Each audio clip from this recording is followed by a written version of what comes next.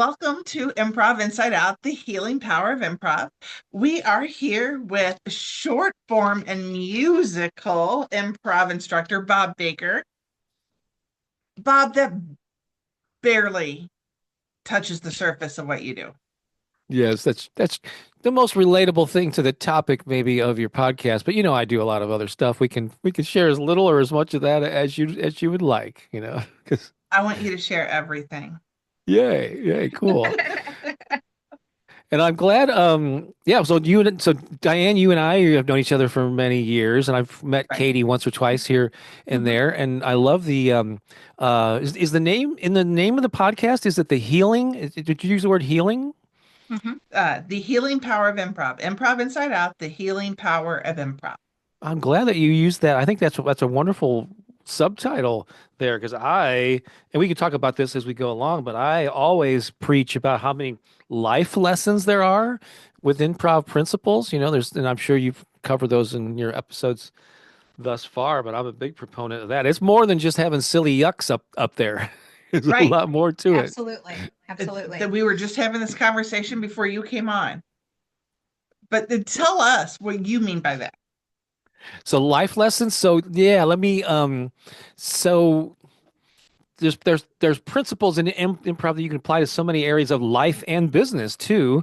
And of course, there's that two-word phrase that many people, if anybody's been even lightly exposed to improv, there's that two-word phrase that you've heard time and time again, and that is yes and, right? And So yes. that's And where yes is you accept the offer that your partner on stage has given you, and then the and is you add something to it.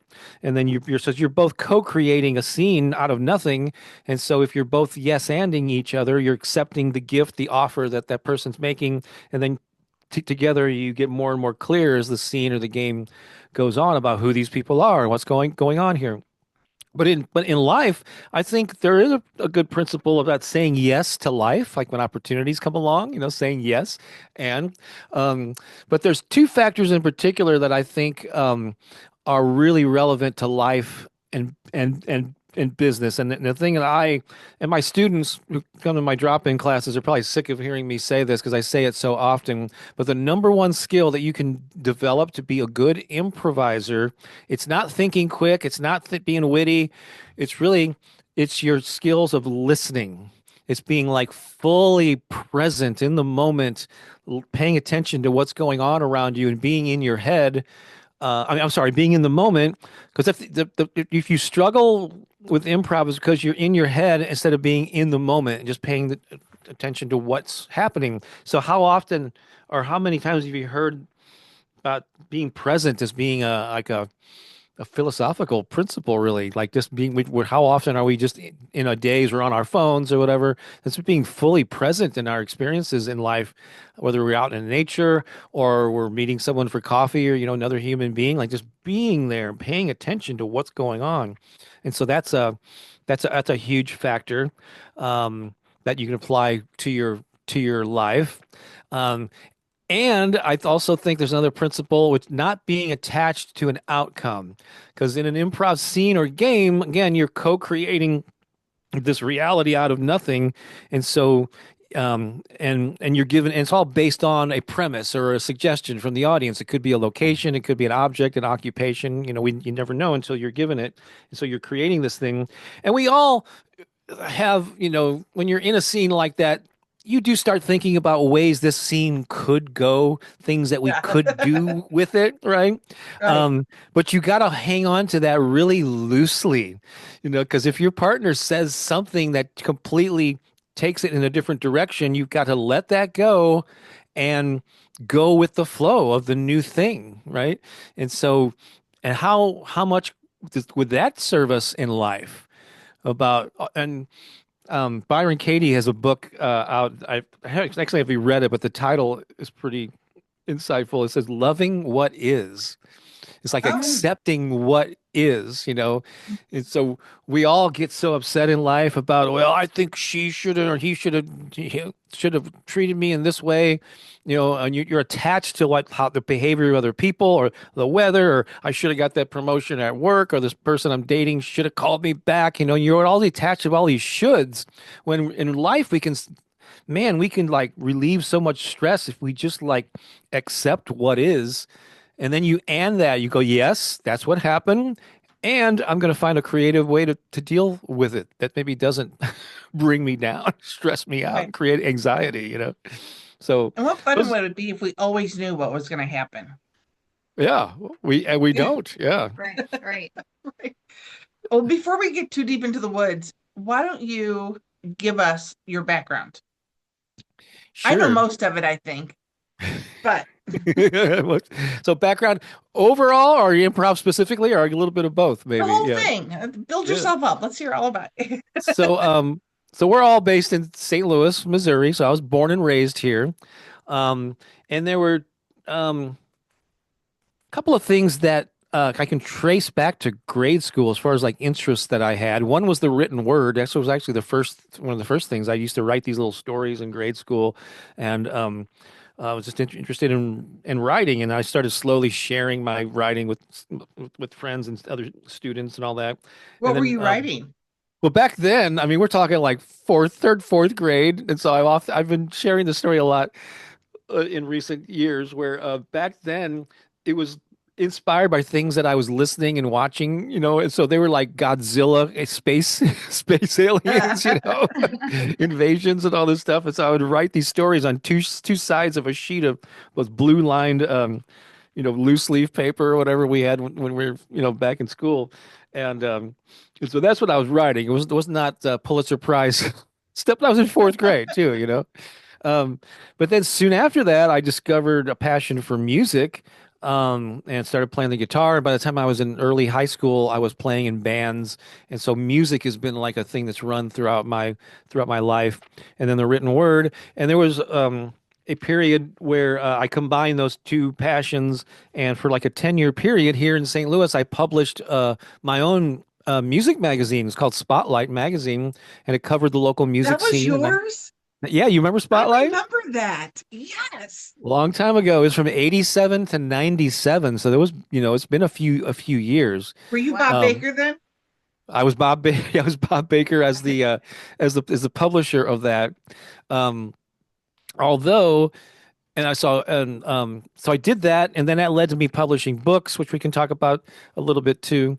But I was always drawn to the arts, and the interesting. I mean, I think this is a pretty inspiring story for people that think that they have shortcomings or whatever that to keep them from pursuing their dreams. Because when I was in or grade school, and even early high school, I was an incredibly like shy kid, like really lacked confidence and socially awkward. I had a stutter.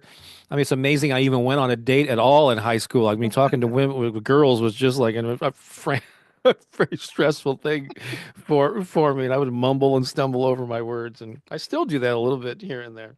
Um, but but I was this kid that overcame those things because I felt there was somebody who was more ambitious or more, what do you call it, extroverted on the inside. It was just being held back by this exterior of lack of self-worth, and so that led me to like a personal growth journey that I've been on for decades. That will tie into what I'm doing in my YouTube channel, which we'll cover here. So yeah, there's a lot going on with Yeah. with me. But if somebody had asked like my freshman year in high school, what my future, I would be like the least likely person to play in rock bands and to do stand-up comedy and do improvs. It just didn't just like I had it in me. But I pursued those things. I overcame my fear. And in 1985 was a pivotal year. I went to my first open mic night at the Funny Bone in Westport, where there's still one there. And when I did comedy, I did use a stage name, which I think you're familiar with, Yeah. because we knew each other Royce back then. Kelly. Because you were working with the Funny Bones, right? Yeah. And you had to remind me of that because I forgot that we go back that far. But yeah, Royce Kelly was my stage name. Bob Baker's a fine name, and I just didn't see it as working for some reason. But I went to my first open mic night, and then that same year, I had been doing some theater and did some plays like at Merrimack, the community college in Kirkwood, and a group of us theater people formed it was a half improv and half sketch comedy. We called ourselves the Way Off Broadway Players. A little nod to Not Ready for Prime Time players, and right? and so I first started doing improv in 1985. Oh my God, that's a long time Wow. ago. Mm-hmm. And it just lit a fire in me. I just love the art form, and I was in and out of it. I mean, there'd be like a decade or more that would go by, and and I would form another group and kind of in and out. But then, like 12 years ago, I decided to start teaching short form here in St. Louis and committed to like regular drop-in classes that I still do to this day. Um, and so yeah, I just love it. And I've done script, I used to do scripted plays and like I said played in bands and published a lot of books and just like done a lot of things in the arts. Um, but it's being a musician, of course, it's not it wasn't odd for me to work in music and singing into the my improv activities. And so the group that I perform with, which I refer to as I actually don't have the name for the group. I have a name for the show. And it's called Bob Baker's Improv Comedy Cabaret. So I kind of brand it with my name in there. And I have a And group you of have a like show coming up March 14th. I do, yeah, yeah. And Where's we that at? that's just so it's a newer venue for us. It'll be our third show there, but there's this coffee shop. In fact, I think it's where I met Katie. I saw you both there. It's a coffee shop called Higher Grounds. It's on Dorset in Maryland Heights near 270, and it's a coffee shop that's in the basement of a Lutheran church, which Yes, sounds really odd, but it's actually a really great room it's a for an improv fantastic show. place. Yeah. And the first two was really well attended and well received. And there's still like what however many 3 weeks to go, and we already sold like 27 seats or whatever. And Oh, um, nice. but that's coming up. But in my shows, a lot of my players are not afraid to sing and make up rhymes and all that stuff. And so like I like how 60% you of didn't say they were good singers. yeah, You said they're not we do know. afraid to We're sing. referring to Mike Newman, I'm sure, right? I knew who you were No, talking about. no, no. He is actually he's a very good musical improviser in the same league as Colin Mockery. It's not a great singer, but a great musical improviser, But yeah, but most have good voices and are just fearless, and putting it out there and it's very entertaining and I love, so many people are intimidated by improv and have to make things up on the spot, and I just love it, and I mentioned that I had done scripted plays, more traditional plays and musicals in the past, and I'm so spoiled by improv. I wouldn't even want to do a regular play. I'd have to memorize all those lines. I I love being able to show up at like this show we're gonna do on the 14th, and it's by the way, March 14th is 314. The calendar listing, which and 314 is the original area code of St. Louis, and so it's 314 day. So it's St. Louis Day. It's also Pi Day for 314 I did. point. Did you have one last year, 314? 2 years ago we did one at the Was Westport it two? Okay. Yeah. Playhouse. It's already been 2 years. And so we're going to have a lot of be asking for a lot of suggestions for St. Louis related, places and themes and all that. So I'm sure gooey butter cake will come up. I'm It's sure. toasted raviolis. They are. Who knows? Um, but I love being able to go into a venue and feel confident that we can do like a full 2 hour show with an intermission, the length of a full play or movie, and I don't have to memorize one line. It's and just trusting.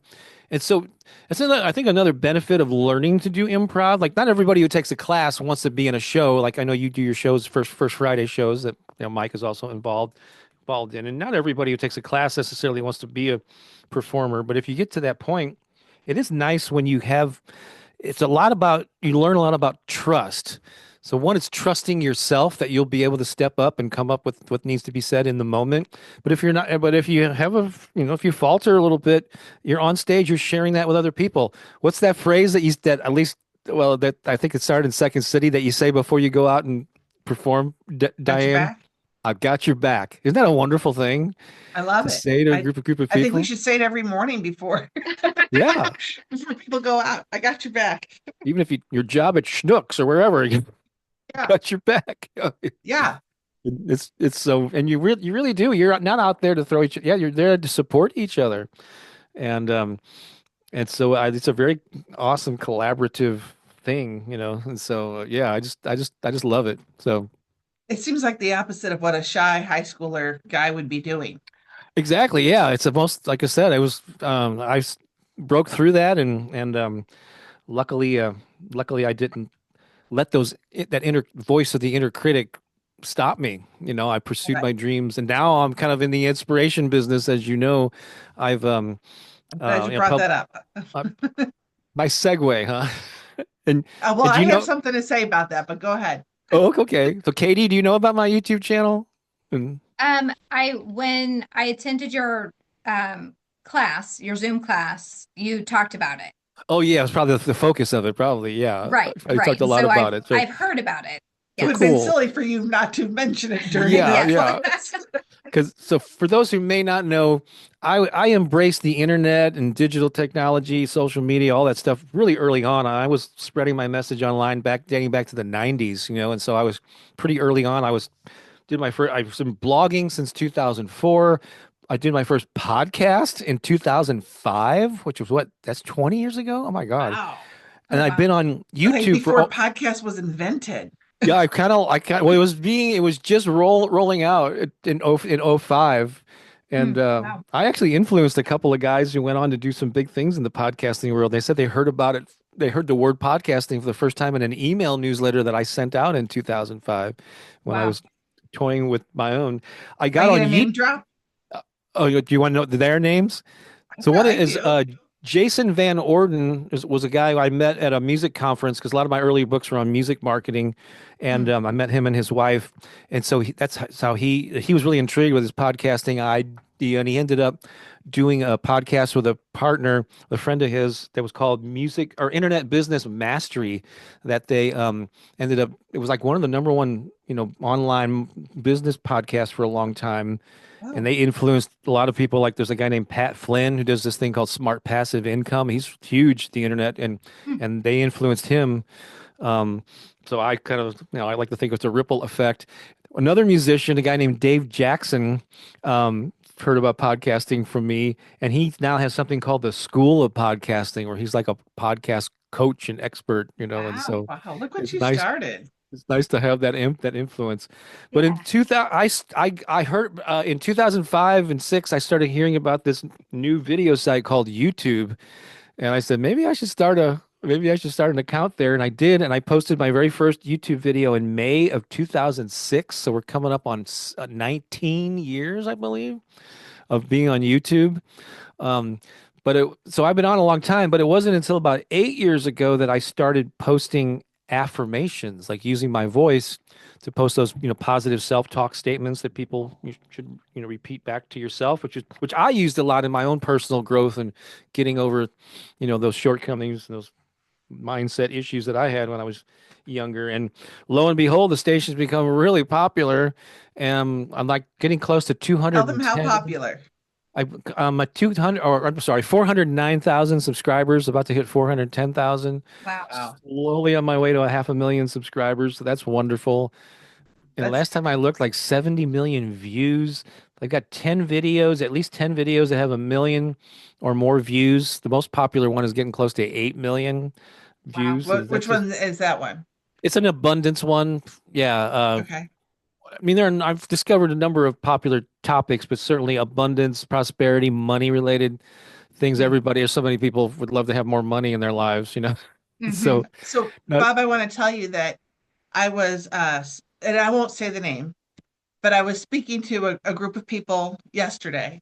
oh, cool. And before they introduced me, they were talking about an event they're going to have in April. At the Sheldon? And pardon me, The one at the Sheldon, I think I so. think. Yeah. Yes, I And what think do so. they? And the person before, as she was talking about this, she was telling about all the keynote speakers, and then she stopped and took a pause and said, "And then there's the man who changed my life." Oh, wow. And I already knew you were going to be one of the speakers, and I'm thinking, must be Bob. And it was. Was it Oh, She was it was very Amy Ann that emotional. was talking? Okay, Well, did yeah. you say Amy? Amy, yeah. Yeah. yeah. Yeah. She talked about well, I won't say what all she said about her life, but if it weren't for you, I'll say Yeah. that. I Aw, we have what an connected honor. on LinkedIn and we met actually for lunch for the first time. And so she got to tell me a little bit more personally about how my stuff has impacted her life. And I was just thrilled. And yeah, I think I'm going to be the opening speaker at this all day event at the Sheldon. I think it's April 3rd, Yeah, maybe. Um, and so I'm really looking forward to that. And the cool thing is, I mean, I it was really special because I got to hear that in person, sitting across the table from somebody sharing their story. But I have to admit that I get comments and messages like that a lot. I mean, every week, every day, really, I'm getting comments and feedback from people that because of the reach that the channel has, there are literally thousands of people every day, and many of them will listen to my voice. Like I'm in their ears like every morning, and sometimes even at night they'll play them as they're drifting off to sleep. And so that's really, it's sort of very humbling and awe-inspiring to know that I'm helping people on such a large scale all over the world. yeah, There's like even a lot of people in India. It's like the country right behind the U.S. is India is where I get the most views, and around the world. And so and I monetize those videos, so it's one of the main ways that I'm able to support our household. And so, but what better way to make a living than to make a difference, make a positive difference in the world, and being yeah, able to, Yeah. earn some income from that, and that's more on the inspirational front. And then through improv, it's like also sharing the gift of laughter, which I think is a real benefit that we, like you and I, Diane, we're in the laughter business, the giving the gift of yeah. laughter, Yeah. and how we're not just up there and on stage going, "Look at me," but that's the way I look at it. I kind of Um, am, but yeah, I mean, I love getting the applause. Don't get me wrong. I love the feeling of getting a whole room full of people to laugh. Um, but it's not just a self-serving thing. I think that's one of the realizations I've had over the years, whether it's through my music or from my YouTube affirmations or books or whatever. If you can actually touch people in meaningful ways, what better way? I mean, what a great way to leave a legacy, and just make the world a better place. So right, Mhm. right. this ain't just silly yuck 'em up stuff. It's Yuck 'em I up. didn't. I learned that it wasn't also, and it just it's almost like your own daily affirmation when you hear people say those things to you. Yeah, it reminds me of that it's that's what fuels my, if I ever get tired or I'm, whatever, I'm sleeping and it's time to do another video, that, helps me push through any resistance I might have. There's just somebody out there who really needs to hear what I have to say. So I'm gonna put some energy into this. And Well, they so not only want to hear what you have to say, but they also want to read what you have written yeah, because you're an author also. that's true. Yeah, 16 physical books over the last 30 years, and then I've got a whole lot of other things in like audio, online course formats. I do, like Katie said, she attended like a free or Zoom workshop that I had, and I've got paid programs and coaching, and there's just also many different ways that you can serve, to reach people, and um, and with Hey, Bob, improv, how even do you though write a book? what's that? How do you write a book? Oh yeah, I'll take 30 seconds to. That's so easy. Yeah. So what Are makes you you decide? What makes you decide, oh, this is a book? It's yeah, and it all depends, I guess, where you are. Now that I've done it for so long, like I usually start with a title. Like I really got to feel really strong about the title and the subtitle even before the thing is written, because I want to know, yeah, what am I trying to reach? What's the purpose of the book? And I want the title to be able to spell out a benefit to the reader or the listener if it's an audio book. And then from that, then I create an outline. And then you write the book, the benefit of having that title first is it allows you to write the book that lives up to the promise in the title. Like some people just randomly write a bunch of stuff and then they clean it up and then later they go, oh, what should we call this? But I prefer to have that hook, that title, know what I'm doing, before I even write up the first word. But the Yeah, outline comes like, what's the first thing that people need to know in this particular title? What's the second thing? And then I order and then as you're writing it, then you just kind of, that's like the skeleton, and then you just start writing it, and you're always tweaking and finessing it as you go along. And sometimes I'll rearrange sections of the order of things as I go through it. It becomes clear to me. But yeah, so there's the writing part of it, but I've independently published just about all of my books. Just only two of them have come out, have been published by other publishing companies. So I'm a big proponent of the indie path, you know. Um, but if you're an independent author, it helps to be able to hire an editor, someone who has fresh eyes, and they're not just looking for typos and grammar things. They're looking for like structure and flow and all that, and a really good editor to help you make it a better organized book in addition to the minutia of the phrasing and the words and all that stuff. And there's that aspect of it, and then it helps to have, if you're doing a paperback or an ebook, to have a designer who will lay out the interior of the book, design the cover and all that. And so um and you, depending on who you hire and what their rates are, you could expend a little bit of money doing that, but it's well worth it to get your ideas out into the world, you know. Yeah. Yeah. I interrupted you continue with something, but I was just wondering what made you think, okay, this should be a book. But go ahead.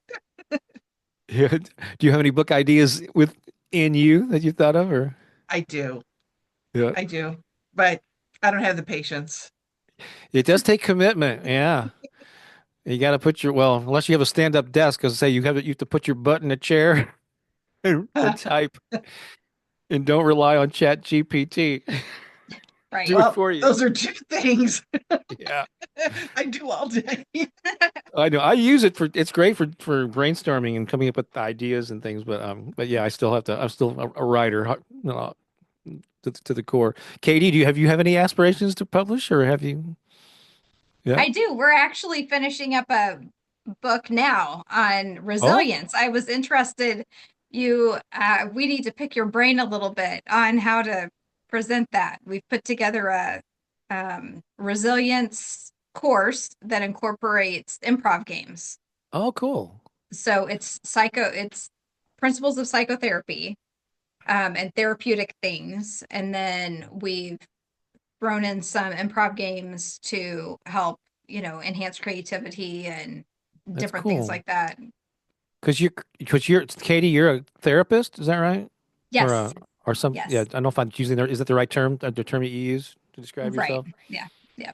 So you're bringing that kind of clinical side to things, or Yes, yes. And and it's fantastic. It's almost ready to go. We're debating the right platform for cool. presenting it and getting it out there. You say we? Is that something you and Diane are working on? Mhm. Yeah. Mhm. Co-writing?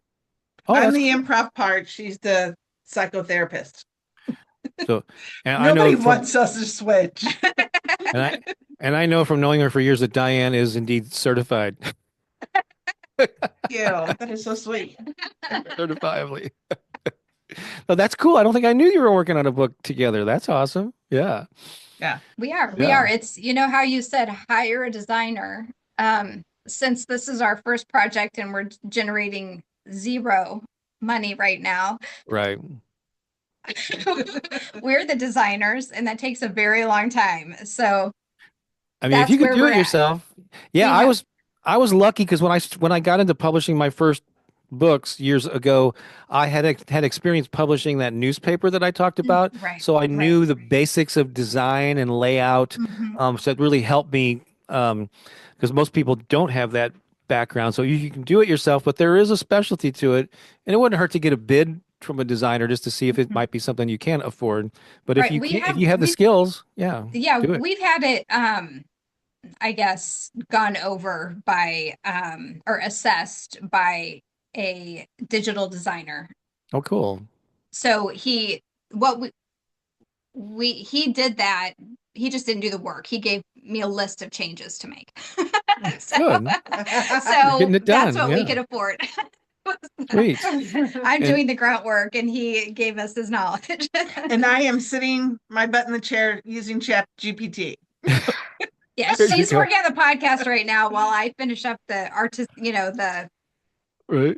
design concepts on the book, and then, but it's so close to being ready, and it's a whole That's cool. program. So it would, I think where it fits now is what people are calling coaching now. I think is probably the where Yeah. it kind of fits the best. So Yeah. There's so many benefits to having a book, so many things that you can do with it after once it's published. But that first, let me tell you, that when you finally get it out there and you hold that book in your hand for the first time, it's an amazing, it's like the birth of a child. It's really an I'm amazing sure. experience.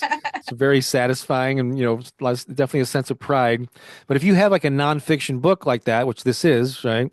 Um, you can turn it into coaching. You can turn it into an online course. You can talk, workshops, all kinds of, you have a lot of opportunities at that point.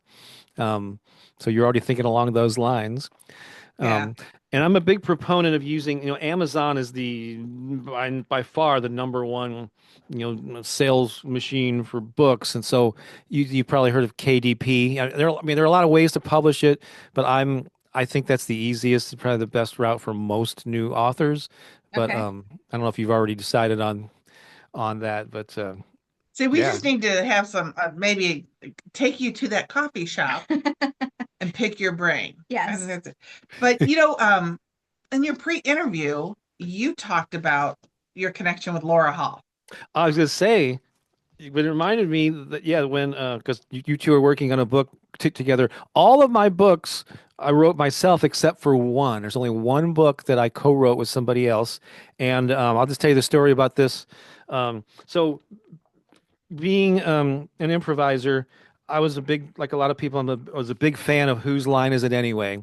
And I know it dated back, I mean, going back to the 90s, I think they had the British version.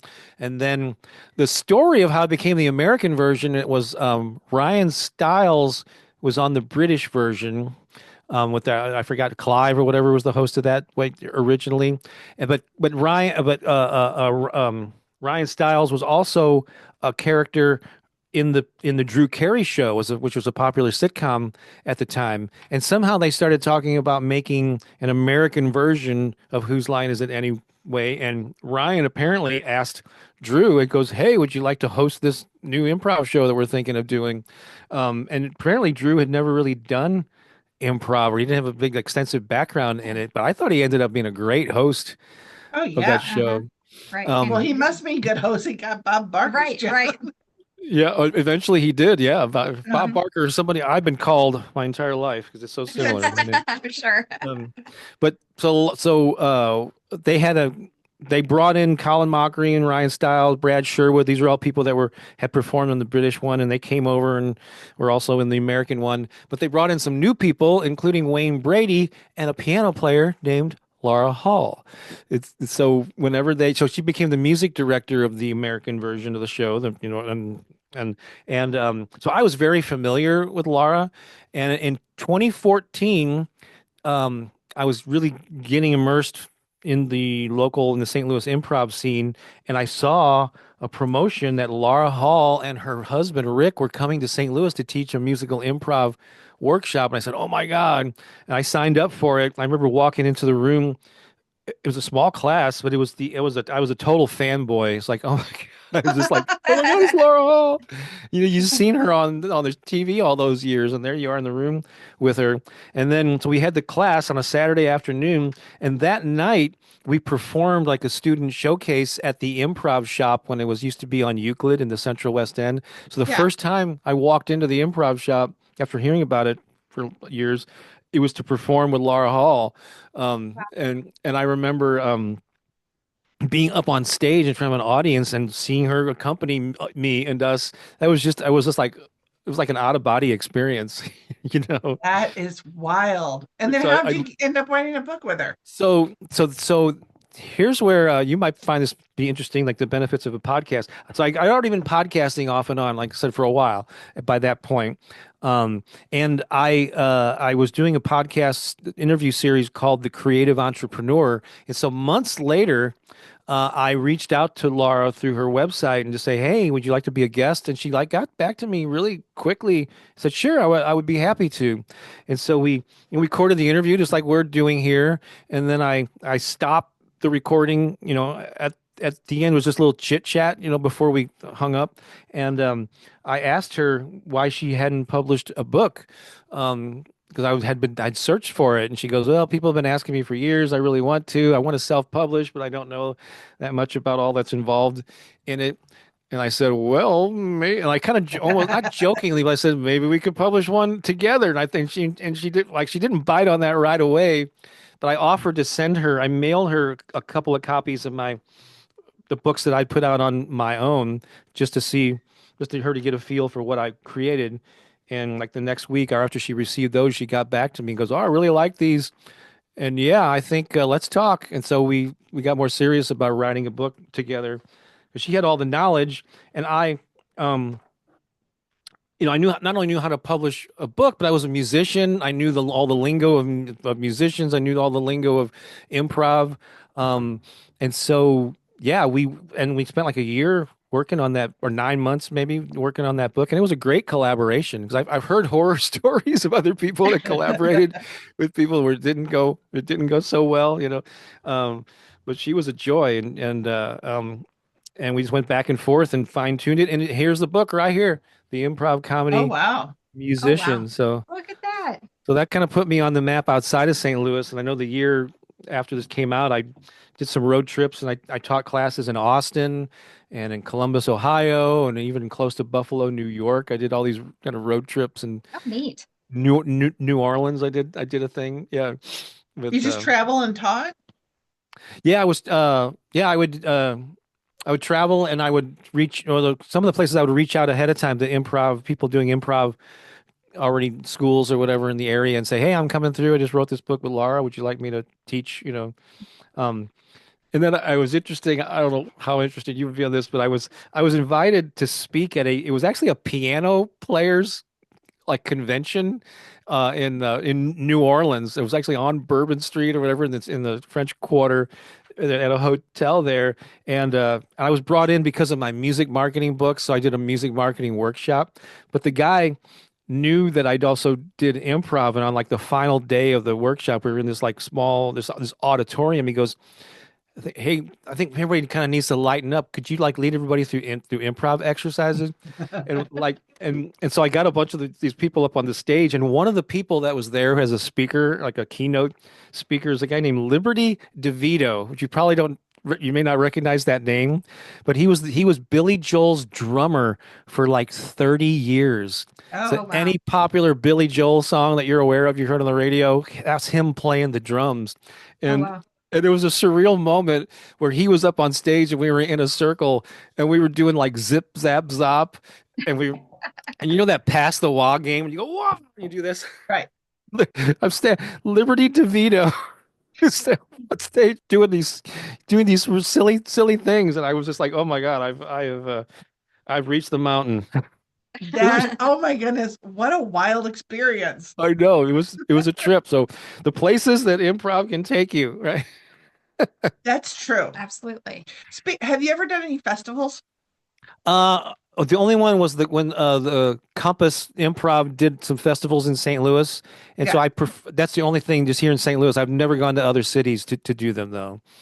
Yeah, I just taught classes like one-offs in other cities here and there, but never. Yeah, I never did the festival circuit, and my current group has never traveled to do anything other than St. Louis. So, Yeah. you know. Yeah. And I'm all Um, about like and I did this with stand-up comedy because I know that you worked at the Funny Bone, Diane, decades ago when I was doing Royce Kelly back in the 80s and maybe 90s. And I never relied on like, and it's part of that DIY ethic that I have.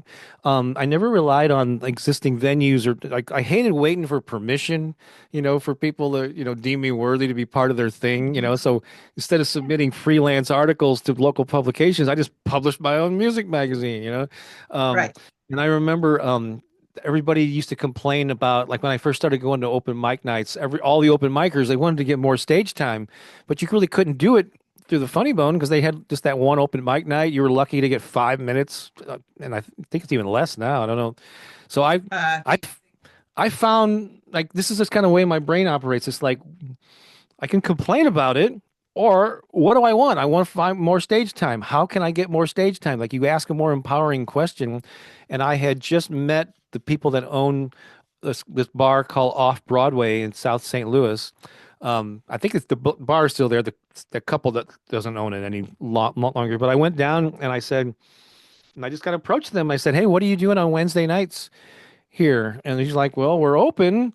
But there's hardly anybody here. I got a bartender, a server, and I said, well, what if we did a Wednesday night comedy show?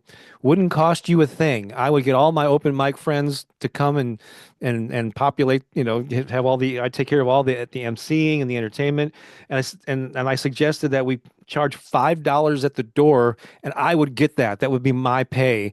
And Yeah. so nothing comes out of their pocket. Just charge $5 at the door. I provide all the entertainment. I MC it. And so I got stage time. I got paid a little bit. I was able to do favors for my open mic night friends, give them an opportunity too. And we slowly built an audience there. So I created my own Mm, circumstance. right. So, and I continue to do that with my own classes. Like I didn't teach through the improv shop. I kind of found my own venue, which is the Center for Spiritual Living, found my own places to do shows too, and I think you've done the same thing out in O'Fallon. Is that where that? Yep. Yeah, Yes. But I've been to your class before I did any of my stuff. I cool. went to your classes, Nice. workshops. I don't think you ever Nice. taught a class. Not that I know. I didn't take one if it was a class, except for um I think they're all workshops. Yeah, I would call them drop-in classes or whatever. Yeah. Workshop sounds fancier though, doesn't It is fancy. Well, yeah, I think it's fancier. it? Fancy, Workshops fancy. cost less, so I'd rather That's call right. it workshops. And now you do your own Wednesday night drop-ins and then first Friday shows, right? First Friday shows and hopefully growing more. We'll see. And then we're going to be at the Funny Bone now. Oh, really? Yeah, yeah. I think we're the first improv group to ever be at the Funny Bone Comedy Club. Oh. Oh, wow. Yeah, I know a group I was in the late 90s did perform at Westport. Um, it was a different look. It was when it was in its original location. yeah, They moved over the years. Oh, I didn't know you were doing that. Congratulations. That's really cool. yeah. Talking about the Funny Bone, I was wondering, did you know Drew Carey back when you were a comedian? No, I didn't know. I never I came across him at all. Well, I Yeah. gotta tell you a story because I feel like this is important for people to know. My my family used to own comedy clubs, and I would see Drew Carey all the time.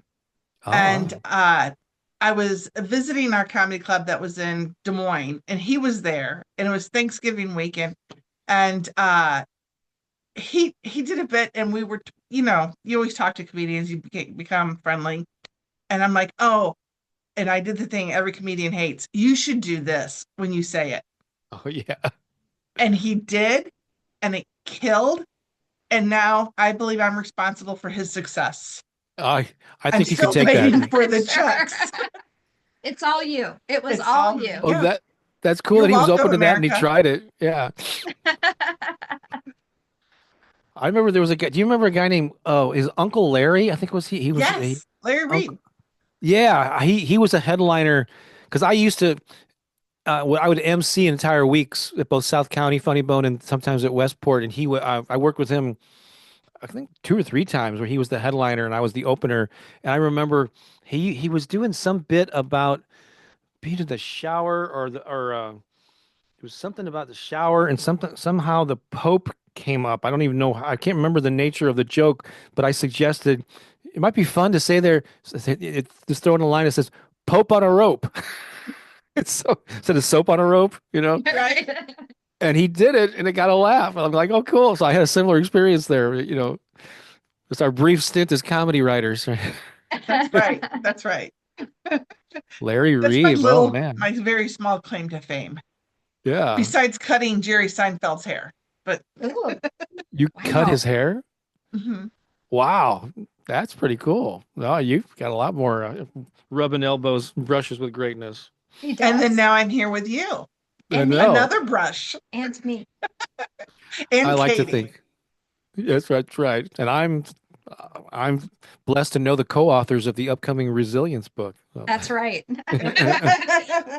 We might be able to provide a signed copy. We might autograph see. a copy for you. We'll see Yeah. how things go. So I've got a But question for you. sure.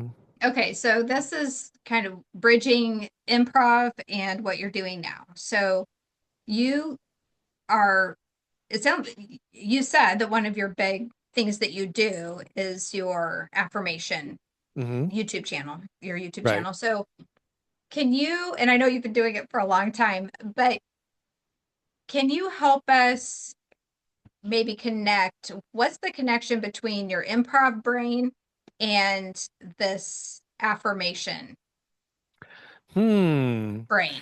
Is there is there an improv principle, or did you learn something in improv that helped you get into the mindset for this, or that helped you prepare to be this Yeah. affirmation guy? I mean, I can't think of a direct correlation, but I'm sure there's indirect ways. Again, just being open, because when I the way I kind of stumbled on information or affirmation. So there was actually a period in 2015 and 2016 when I was in a little bit of a funk. I was in a financial funk. Some money was really tight, and also I had been doing the music marketing books thing for 15 years or more at that time, maybe going up to, 30, close to 30 years as an author, and I was feeling a little burnt out, finally kind of lost my mojo. And so I was like in this experimental phase, and and so, and I was curious, really getting really curious about YouTube, but I started trying stuff. And there was a time, so I was creating like, I put out like some instrumental music, like music to write in the background, like because I was like put on when I was doing my own writing, I would put on certain type of kind of lo-fi instrumental music in the background. I didn't like vocals that kind of distracted me too much, so I go, oh, maybe I can create some music like that and see what would happen. And then I created meditation music. Then I created a guided meditation that was the typical relax and imagine, you see yourself on a mountaintop or a beach or whatever. I put that out there. Um, and I was just kind of in a play. I think that maybe my improv mind, it got me into that. I was just playing, which is another kind of part of my message where people take their pursuits so seriously. But if you approach life and business from a sense of play and experimentation, I think they can serve you well. Um, and then I started seeking out these things and affirmations on YouTube because I was just listening to a lot of spoken word on YouTube, and the affirmations that I was coming across, because again, with the intention of raising my own vibrations, since I was kind of in this funk, I wasn't really thrilled with a lot of the things that I would find. Um, because I think that's where a lot of entrepreneurial ideas come from. That you're looking for something and you can't find it, so you notice there's like a void in the marketplace. So you go, well, I'm just going to create this thing that I can't find. And so, I knew my way around a microphone. I had the basic audio equipment since I'd been podcasting and stuff. And so I actually put together the first thing was an abundance money related thing that I kind of created for myself to help myself. And I actually listened to my own voice, this thing. But I Uh-huh. but I decided to put one of them up on my YouTube channel. I put a couple of them up like late 2016, early 2017, and I kind of forgot about it almost. But in a few weeks later, I would look back and the the instrumental music for writing didn't do a whole, it did okay. The guided meditation stuff just wasn't really, but I noticed this abundance affirmation video. Oh, wow. It had like maybe a couple thousand views, which was like really like a lot bigger than or more than my typical um, videos that I was posting. So I kind of paid attention. Oh, this is something. So throughout 2017, I would just infrequently, but semi regularly would post another one. And so again, if the improv principle is listening, and it's like listening and responding to the last thing that was said or done on stage. That's kind of that's like a bare bones improv principle. And so I was paying attention to the reaction that this was getting from people, and I Right. leaned into. I guess that's my way of saying yes. And my and was I would lean into creating more of that type of Right. content. Right. Um, Right. and so, and then by the end of that year, I just went all in and I started there because there are all these channels on YouTube devoted to how to help you build your YouTube channel. And so I just started soaking up best practices. And you can tell, you ask my wife, Pookie, I was like pretty much obsessed with it. It was my daily, I'd stay up late, get up early, just working on the next video and just paying attention, and learning about thumbnails and titles and descriptions um, and just continuing to experiment and finding out what worked and what didn't. And over time, sure enough, it grew, you know. So I guess that's probably the way that it's really helped me, I think. The improv brain. Here's your brain on improv. Right. You know. So yeah, paying attention, listening, and responding to what's happening, you know. It's take a lot of research. Every time you do something, I think, man, where does he get the time to do anything else? I know it's a little crazy. So, what would you like the next thing to be that you do? What would be your next great accomplishment Oh, besides well, being on Improv Inside Out? this is the pinnacle right here. So actually, one thing, it's like an old thing that I'm bringing back. And so admittedly, my most popular affirmation videos are with me speaking them, you know, and people like the sound of my voice, luckily. However, You do have a I smoothing voice. You do. thank you very much. Yeah. It almost sounds like Oh, Elvis there. No, but I started the other thing I played with that I actually want to do a lot more of because so you know I'm a musician, right? I mean, I played in bands, I've recorded tons of original songs, and I have this kind of like pop rock, sensibility. Um, and so over the years, I have created like affirmation songs where I'll create like an electronic dance beat actually, and I'll sing these affirmations over a beat. So people, and it's actually a more in-depth way to experience them because saying them is one thing, but if you're right, singing the affirmation and if you're getting up and you're moving and you're dancing, I mean, you're like embodying the whole thing, you know, and then it becomes an earworm that you sing right. to yourself that you can't get out of your head. And a lot of people say, "Oh, I hear your your voice in my head when I go down." Um, and so I'm really thrilled because this is like brand new news. But the most popular of my affirmation songs is one, not surprisingly, it's on abundance and it's called "Money is Coming to Me" or "Money is Coming to Me Right Now." Is it a And whole song or just like it's a a whole third? song, yeah. It's very chanty and repetitive, so it's the same thing over and But I go through abundance is coming to me, success, health, healing, um, love. So I kind of rotate through, but it's an 8-minute song where I'm just singing these verses in a kind of a pretty infectious, hooky way. But that video is about to hit. It just hit 1 million views, and so it's the first affirmation song because I have other ones that maybe have hundreds of thousands of views, but this is the first musical one that hit 1 million. So I'm really proud of that. And Yeah. it's sort of like it's because I don't want to turn my back on my music, and I think that's another. There are a lot of people doing spoken word affirmations on YouTube now, and so this is one thing that sets me apart. You're hardly gonna hear many other people doing the musical versions of it. So I want to do more of those this year. Now, where can they find that? What's your YouTube? Tell everybody what your YouTube channel is. So you just when you're logged into YouTube, just search for Bob Baker affirmations. In fact, if you put in my name, it'll suggest affirmations. Just click that, you'll find the channel pretty immediately, and then you can look for or subscribe. Um, and then if you click on the videos tab and search, or you can do it by, you can choose to view it by either the default thing is it'll show you the most recent ones. But if you click the little drop down menu and say most popular, it'll show you the most popular ones. And like 9 or 10 down is that you'll see the money is coming to me. But it's a pretty catchy tune, you know. And I got more of them in the works, you know, uh, so that's something I really I mean, my big dream is actually to get known more and more for those affirmation songs, and Pookie and I write songs together. We also perform together. We bring a lot of energy to the stage.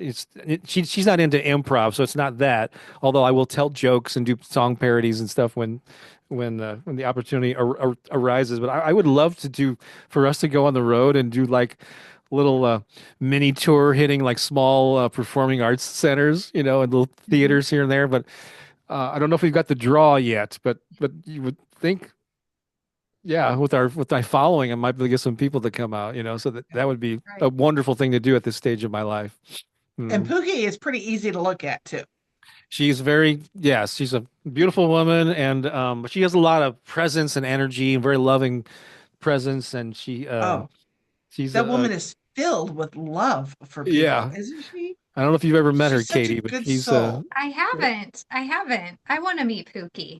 yes, everybody I loves don't her. think you have. And Pookie Yeah. hugs are pretty special too. Yeah. Aw, I need to meet her. But she will probably be working the door actually at that March 14 show. So Okay. if you want to come check that out.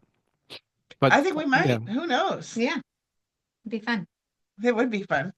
Well, I was there 2 years ago and you did that because I'm like, well, last year at 314, we had a horrible yeah. storm in my area. I'm like, well, how did I go to the show after a tornado? But Yeah. That was great because you said it was the 2 years ago. venue, Westport Playhouse, they only charged $3.14. So and it got a little bit of media exposure. We had like 100 people there. That was a really great Yeah, it was a night. good turnout. Yeah. So I Yeah, don't know. I think you and I are one of the few people that get good crowds for short form. Yeah, no, I've been to your shows. I was in one in You were in September as one. a featured performer. But yeah, I'm impressed with how you got people to come out. Yeah, and I have a knack. Well, I've taught marketing, so I practice what I preach, and so I figured out a way to get a crowd out. More so to shows than classes, believe it or not. But the combination of email, Facebook, and Meetup, those are kind of like my trifecta, my holy trinity of local marketing, and then I will boost the Facebook event, which seems to get some people a trickle of people every time, So Yeah, yeah. Well, what would you do? What kind of song would you write about our time we just spent together? oh my God, And I'm Good totally not question. putting you on the spot. That's a good Let's question. do an affirmation from what we just from the time we Check. spent together. Well, I do have a guitar handy, but I don't know. Should I dare? There. I worry about it because we're on Zoom. We can't hear each other speak at the same time. But well, you wouldn't be able. If I'm just going solo, I have this musician's setting that I could click. Okay. Okay. We did not plan this at all. Because we don't disappear in our background. Oh yeah, that's right. Can you hear that? Oh, hang on a second. No. I think if I push this button, because I've done a lot of Zoom performances, and this seems to be the setting that works. Can you hear that? Got it. Yeah. Like a little doo-wop. Oh. We're gonna do some doo-wop. Excellent. Here on Zoom today, I will not pout, because I am a guest on Improv Inside Out. We talked a lot about my books, about my past. This is now my favorite podcast, favorite podcast, favorite podcast, favorite podcast, favorite podcast, favorite podcast. Not bad, huh? There you go. Making the magic right on the spot. That's right. That's right. That's going to be your next, million view YouTube. That could be. Oh, That could are be your you new. kidding? We'll be looking back at Million going. That's Could right. be your new theme song. That's right. So, Bob, I have a question. Sure. So, is that like gold button and silver button a real thing? Like, did they really send you like a? Oh. From You mean the YouTube? plaque? Yeah. So let me. Is that for real? He's disappearing for those listening. He He's disappeared also into his magic. background, but he's Are back you now. talking about this? Oh, This is the silver plaque. So you get a silver plaque when you hit 100,000 subscribers. Okay. I wonder if they're regretting that because there's a lot more channels hitting 100,000 subscribers. So I got this a few years ago because I'm now at over 400,000. So I've four times past that. So this was a few years ago. But Wow. can you see your reflections in there? Yeah. Yeah. for Isn't that those cool? Nice. Listening, it looks like a mirrored YouTube But- play button in But a the white next frame. the next plaque is gold, but that's 1 million subscribers. So I'm a long way off Okay. from that. Well, I don't know. But But yeah, it is nice. It is nice to have, and I should probably have it in my background more prominently. Aw, But that's very yes, cool. Yeah. Congratulations. thank you. It's nice, yeah. And now yeah, I mean, I'm another thing I'm doing. I've kind of been in and out of it over the years, but I know Katie, you mentioned coaching earlier, and I'm getting more into like so I've served people through affirmations, through my books, through emails, which are all freely distributed, and people can passively consume them, and they get a lot out of this stuff. But I'm looking for more ways to help people with a more hands-on, like personalized way. And so, yeah, I'm leaning back into doing more coaching. So that could be one-on-one coaching. It could be group coaching. There's a thing that I'm also making available. It's called like Coach on Call, where we can use like a app, something like either WhatsApp or Voxer or a Telegram, one of these, and people basically can have me available. Like they could send me a text message or a voice memo whenever they're encountering, they have a question or they have some challenge or they want to celebrate something, and they send me a message at their convenience, and I respond to them at my convenience. And so, like I said, it's a coach on call. Like, you don't have to wait until the next Zoom call is scheduled to ask your question. You can kind of have ongoing access. So that's something. I hired a coach a couple of years ago that made that available, and I thought it was really cool from a Yeah. client perspective. And so that's a possibility. We got like success partner accountability pods. We have an online membership called the High Vibe Tribe.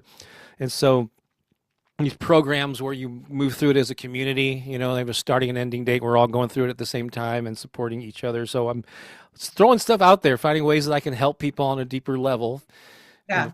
And of course, the more hands-on I am, the more there's got to be a fee involved, of course. But Right. but I feel fine about that because I think like 90% of everything I've ever created, I've freely given away online and podcasts, YouTube videos, blog posts. There's no shortage of free things of mine that you can consume. But if you want a little bit more, personalized interaction, there's But what if someone did want that? What if someone just wanted to get a hold of you and ask you about things? What's the best way for them to do that?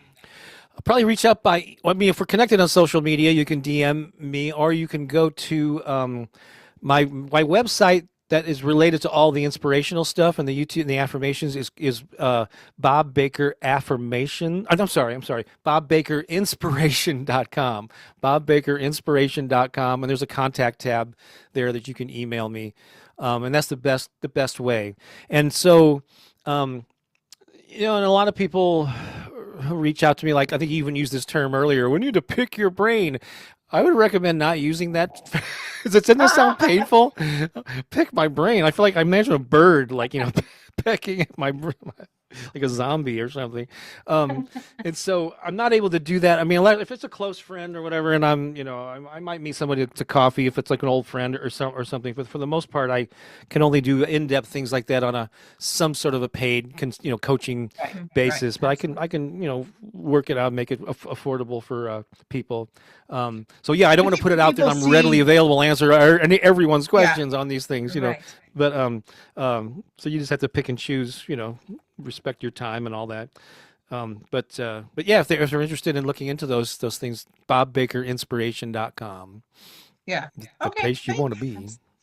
I think when people see that our jobs are fun and it's entertaining, that we're just playing, Yeah. and they don't get that. Well, no, there was thought behind this and time behind this, and it cost us time. Oh, can't you just lead a game real quick or lead that? And it's like, I can. Right. Can you just perform a quick surgery for me? Right. Yeah. Or an electrician. Yeah. Hey, could you put in a new wall socket for me? Just as Right. a Right. plumber or something, run some pipe. I don't know. Yeah. But I will say it's so fun. It is. Sometimes it does seem like, it's hard to charge because we are having fun. Yeah. I struggle with that too. Right. You're Yeah. having fun And doing that is an issue that myself included, a lot of people struggle with, especially creative people, it seems, Yeah. musicians, artists, writers, they're just that whenever somebody says, "Oh, I would like to hire you. How much do you charge?" And we all like clinch up and we clam up and, and that just takes time to get used to, figuring out your your rates or your price, and you can adjust it depending on the person, um, and the person's ability to pay. But yeah, I never lose any sleep after overcharging things. Just if you're adding value to the world, and you deserve to be compensated for that. And I think it's okay if I look like I'm having fun doing this. That doesn't make it any less valuable. Maybe I Right. can help you enjoy life and have fun too. Yeah, absolutely. Well, if you listen to Bob Baker's affirmations, you'll know your worth and you have no problem charging. That's right.